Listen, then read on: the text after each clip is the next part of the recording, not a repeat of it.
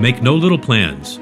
These are the famous words spoken by Chicago legendary architect Daniel H. Burnham as he unveiled his 1909 plan for the city. His plan would replace haphazard growth, filth, and congestion with beauty and efficiency. These lofty goals weren't just realized in the fabric of the city. They also fueled the rich heritage and character of Chicago's Great South Side. Daniel Burnham and Edward Bennett's plan for the city came at the perfect time.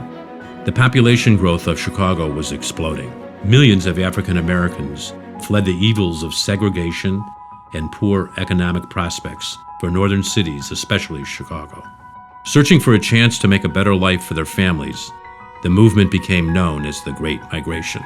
As the African American population grew and thrived in Chicago's South Loop, it shaped a new urban culture, immersed in its own legacy and heritage, resulting in a movement known as the Chicago Black Renaissance. It created notable literature, visual arts, and most famously, the jazz movement. Among the most prominent, Louis Armstrong was one of the many jazz musicians to make the trip from New Orleans to Chicago in the 1920s. Drawn by the burgeoning jazz scene, Armstrong always was quick to remember his arrival at Chicago Central Station, the geographical nexus of the migration north. Chicago's African American residents weren't the only flourishing population. Immigrants from Ireland, Germany, Russia, Poland, Greece, and Italy escaped oppression and fear to make their way to Chicago's South Loop, creating a cultural melting pot. Many of these hardworking and family-dedicated immigrants found their American dream opportunities in Chicago, in the booming industries of architecture, shipping, and meat processing. Others chose to pursue a more entrepreneurial route by becoming merchants, selling their wares to the local populace in need of everything from appliances to clothing and shoes. Over time, the marketplace became known as Maxwell Street, one of Chicago's most unconventional business districts. Its bustling crowds represented Chicago's South Loop and the purest example of the true American spirit.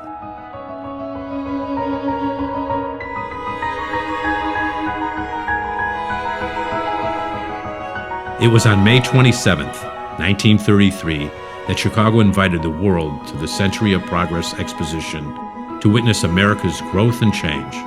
Almost 40 million people attended the exposition, located just off the coast of Lake Michigan on what is today known as Northerly Island. The original 12th Street name was changed to Roosevelt Road in 1919 to honor the passing of President Theodore Roosevelt.